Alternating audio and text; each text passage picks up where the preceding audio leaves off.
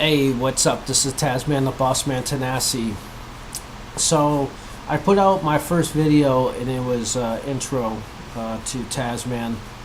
So, this is another video as far as an intro part 2 basically. Kind of goes into um, from high school and what I moved on to straight out of high school. So basically, when I graduated from high school, from Pickerington High School in Columbus, Ohio, I joined the military. It was the U.S. Army.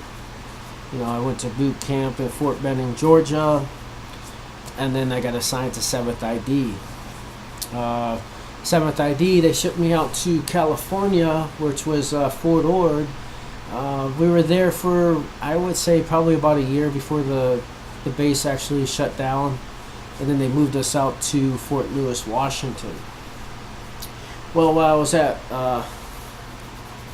Fort Ord, California, you know, in high school, there was a group of us that used to go out in the woods with weapons and, you know, practice patrols, and we said we're going to be airborne rangers and special forces and things like that. We're going to be, you know, Navy SEALs or something that was special operations or a special type of unit.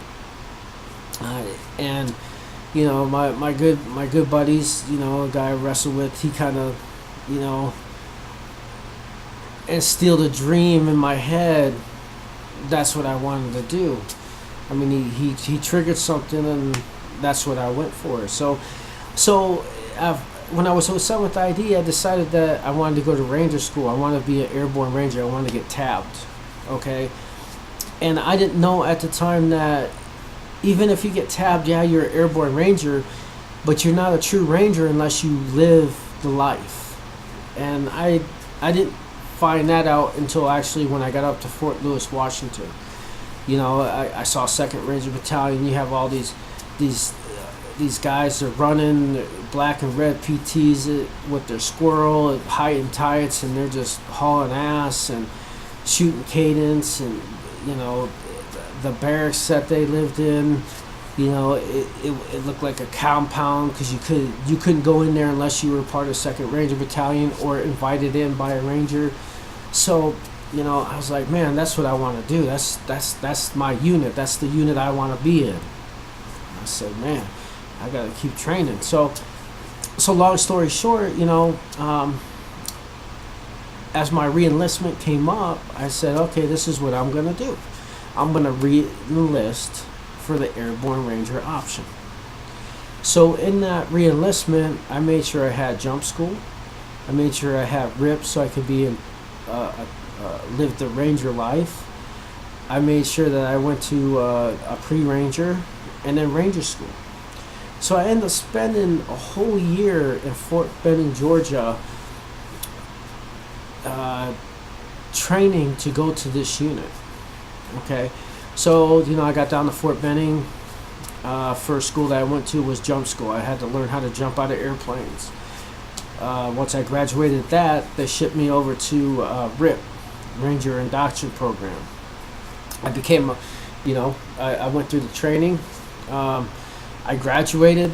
I got an award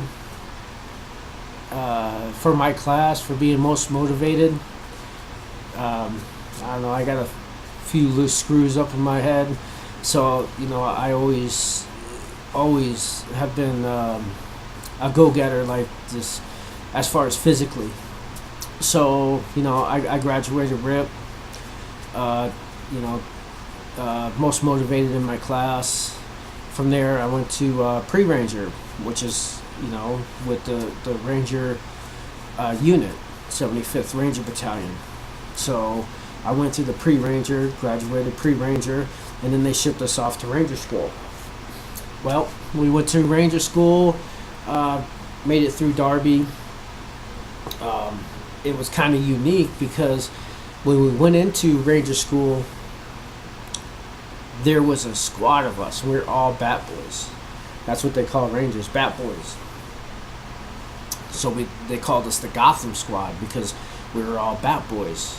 So, we made it through Darby, and then we made it through Desert, and then we got into the mountains.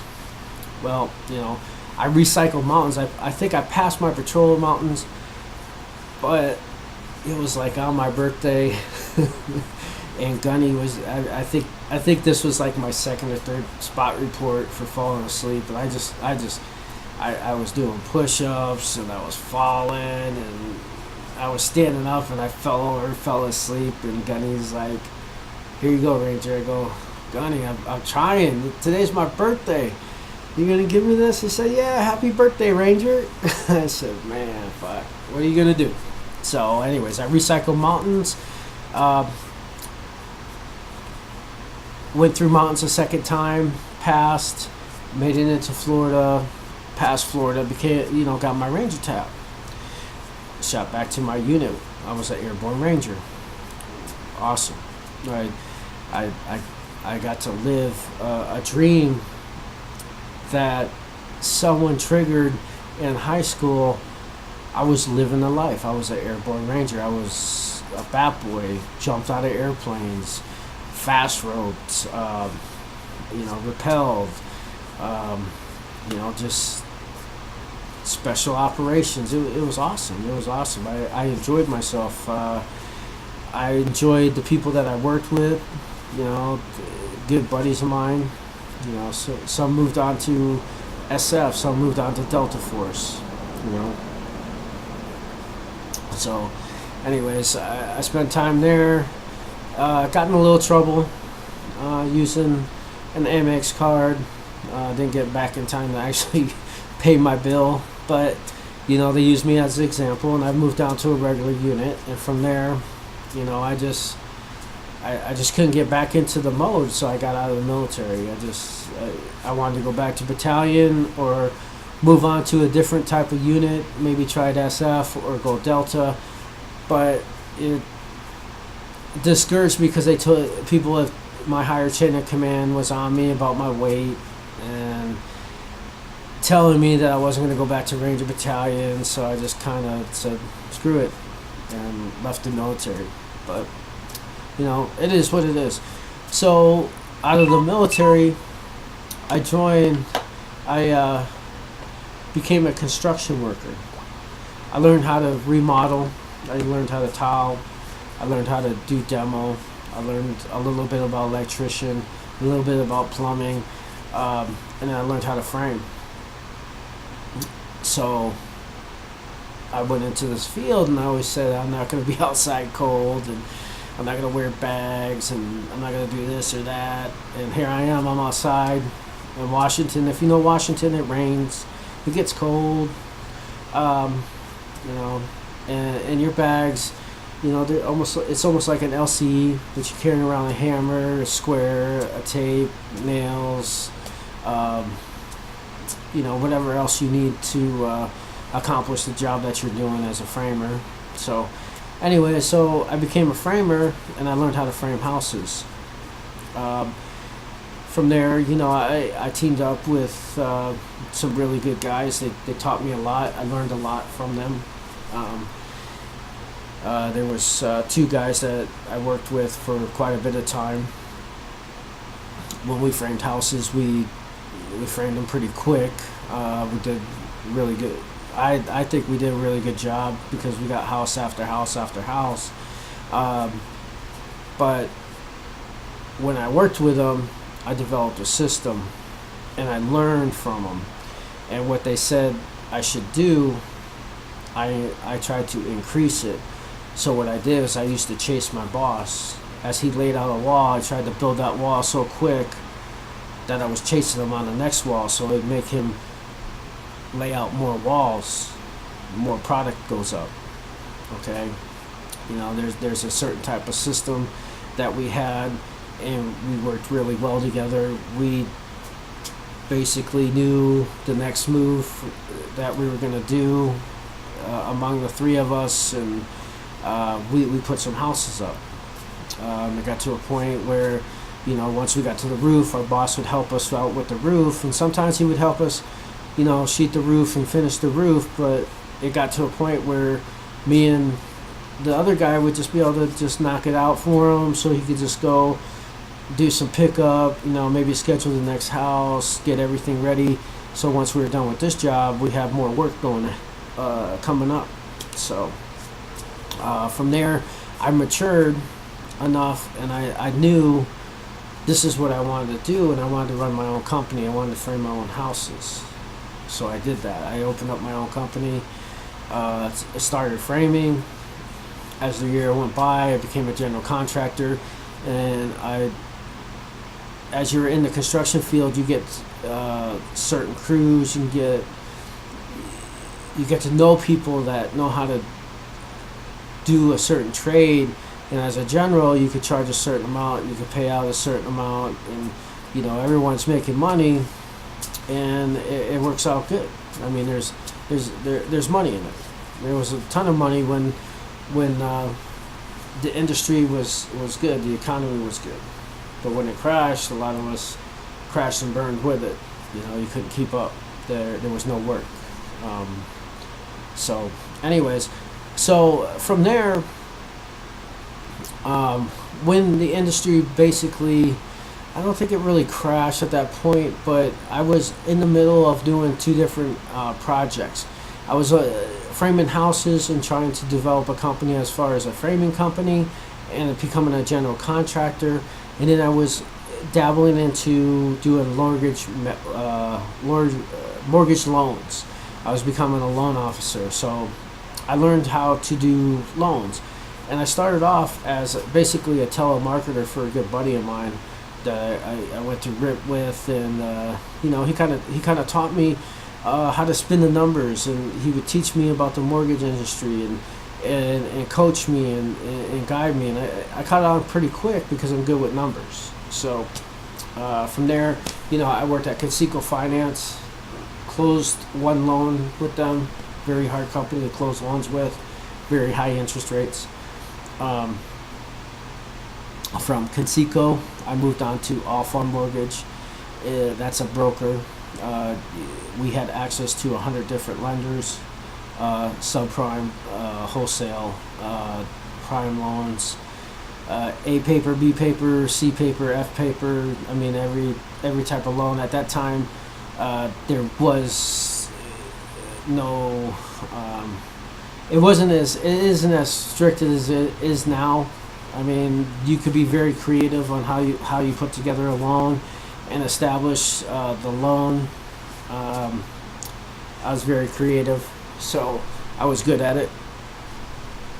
All Fund, he would generate a lot of leads for his loan officers, but the type of person I was is I wanted more money, so I would generate my own leads. So if that meant that I had to go into a telephone book and start calling people, that's what I was doing.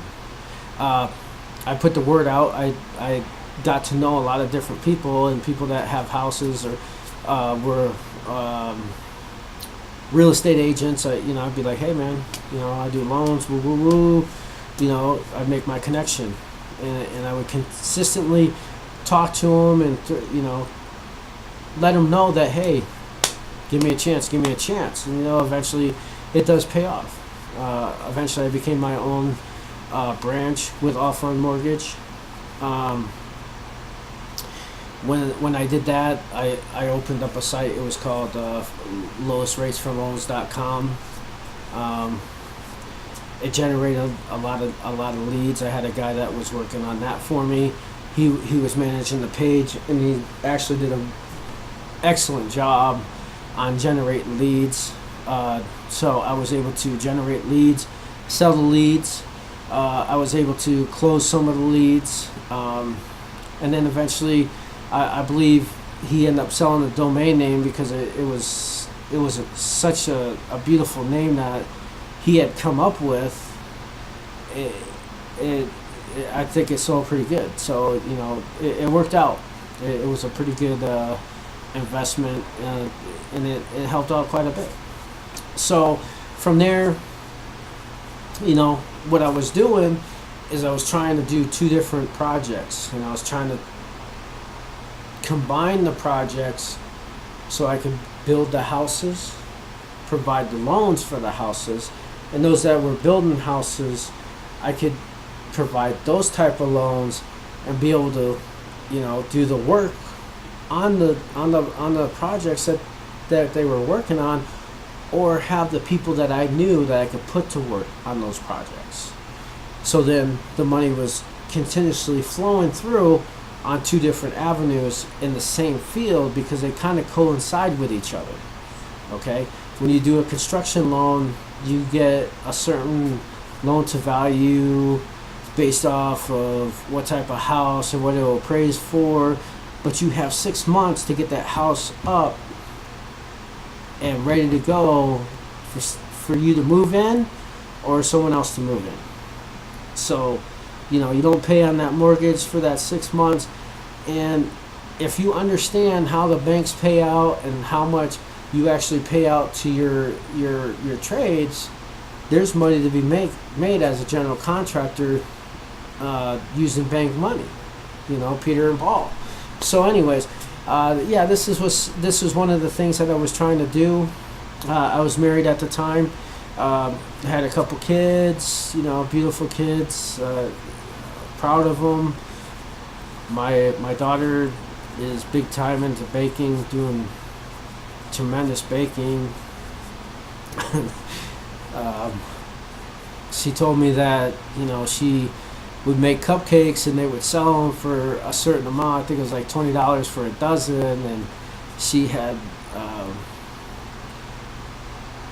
her and her friend had generated enough money for them to go on this trip that they wanted to go on, and from my understanding, that funded that trip. So I sit back and I go, man, she's only 11, 12 years old, and she's already got a way of making money, and her talents are actually being recognized from a lot of different people, that there's some opportunities that have been presented to her.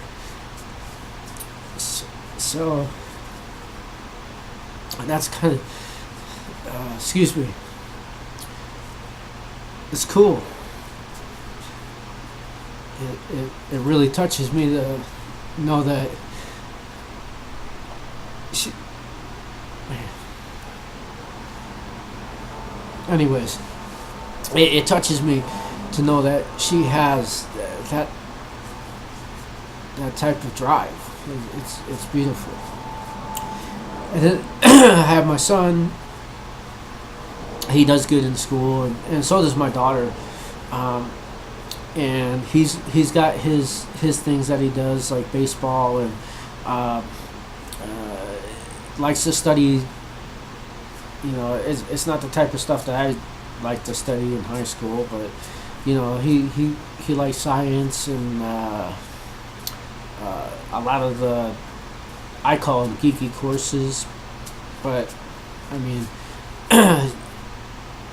I'm grateful that he's, they're both smart enough to keep their grades up and do well. So, hopefully all the work that they put in will pay off in the long run. So, anyways,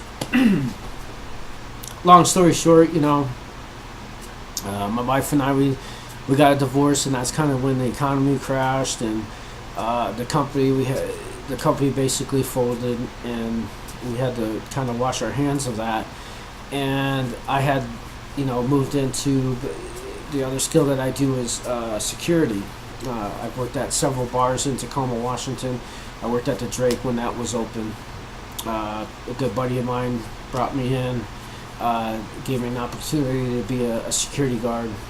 I'm only 5'6", 5'5", so he had to put me up on the speaker so I could actually see what's going on and see if there's any fights. I'm not really intimidated by big people, so I think I stopped a few fights, jumping off this speaker right in the middle of everyone fighting.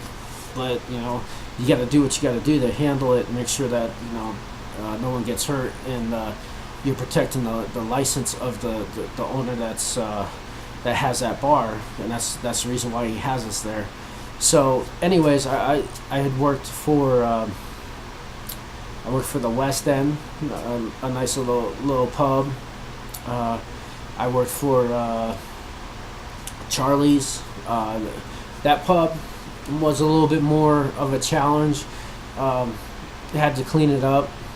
The city that it was in, they really wanted to shut it down because there was too many problems going on there. But I was able to help as far as making sure that the problems didn't arise.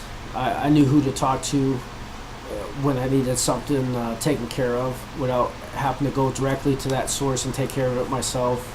I was very active in that type of situation. There too, breaking up fights. It didn't matter how many guys were there. I was in it. I was in it to stop it, push it out. Protect my bartenders, protect the other people that were there to have a good time, the customers, the regulars. To protect the license, my bartenders.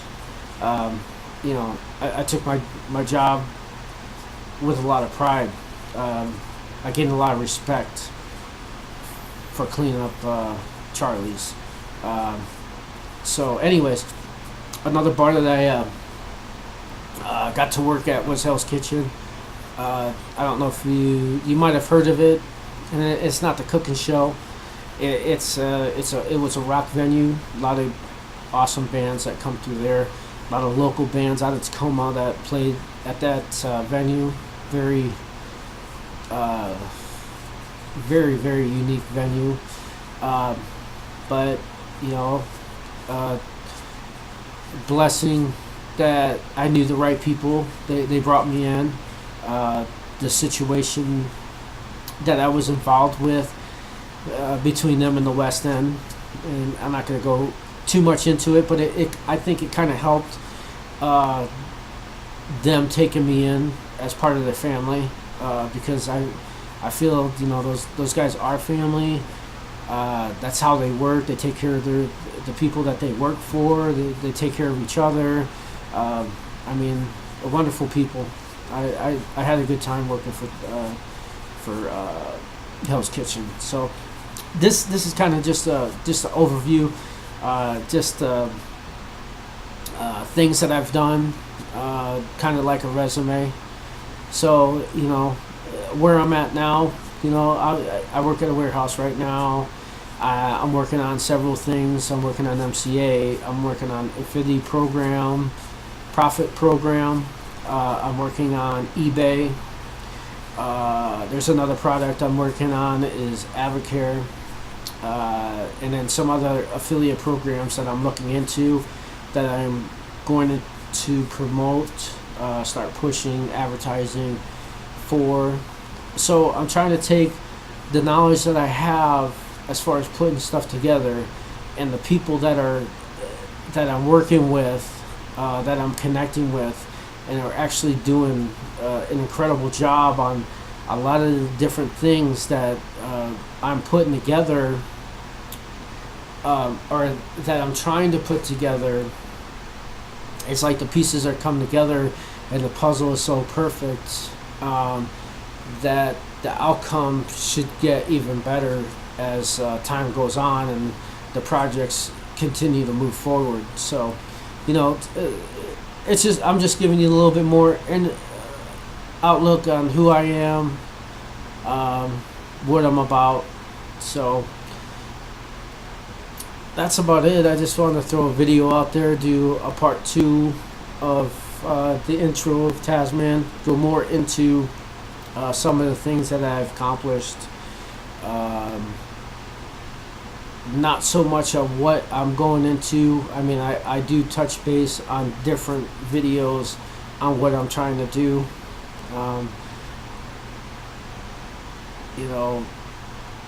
If you're thinking about who I am and how I do things.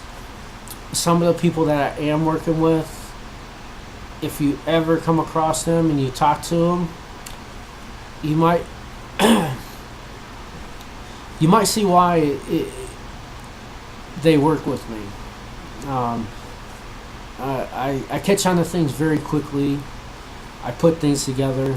I'm good with numbers. I'm good about putting my work in, understanding that it's going to take a certain amount to get what I want out of the projects that I'm working on. I understand the ability of bringing the best out of people, taking them to the next level. That might be something you might want to look at if you're looking at doing any type of business with me, as far as, you know, any of the projects that I have presented out there, like MCA or Avocare or Infinity System Profits, eBay. The guy I'm working with on eBay, man, we click so much. It's incredible that, like, I could say something to him and he could say something to me, and it's not even really having to explain. We already know, you know, what we could do as far as different ideas on what we're putting together. It's pretty incredible. But I've known him for almost a decade now, and you know, he knows a lot about me. I know a lot about him. We click. We've always clicked since the day we met. We always clicked, and that's why I truly think the project with him is really gonna take off. I think, man, that shit's gonna be big, man. Yeah. Anyways, I'm getting off the grid right now. But anyways, I just wanted to just kind of throw a video out. It's probably a little longer than usual, but if you're looking at me, hopefully you're getting to understand me. If you're looking at, you know, figuring a way of changing your life in a positive way, you know, and we connect, you know, hit me up. I'm on Facebook, you know, Tazman Tanasi. I'm on Google, Tazman The Bossman Tanasi. I'm on Twitter. You know, I usually put my links at the bottom. You know, hit me up. Talk to me. You know, maybe you got some ideas that you're running through your head, or maybe you're checking out an opportunity, but you're scared to move forward in that opportunity because you haven't met anyone that can click with you. And I might click with you. I look at a lot of different things. I look at the pros, the cons. I look at, you know, the ideas that you throw at me and how they will work together, and I come up with some ideas that, you know, might blow your mind, but at the same time make sense to you. So, you know, hit me up. Even if it's the bullshit, you know, get to know me a little bit more off camera. I mean, I'm not used to doing these videos, and this is kind of, you know, it's a different type of game to me, but, you know, I'm doing it. So, but yeah, if you ever want to just touch base, like I said, get a hold of me, message me. I don't have a problem talking on the phone. I really don't like texting. You know, emailing back and forth, that's cool too, but I'm not much of a, like I said, I don't like being on the texting and all that. I like talking. I'm old school. You know, talk to me. You know, you might have some ideas in some other businesses and I might see that opportunity that you're presenting and say, okay, yeah, this is a good opportunity, and I might want to, be on your team. It works both ways. You might see the opportunity that I'm presenting, and seeing the way I'm tackling each opportunity a certain way, so then it's successful, and those that come on my team work together to be successful together. Because to me, making money it's a good thing, but helping others out is even better. Until next time, don't talk about it, be about it.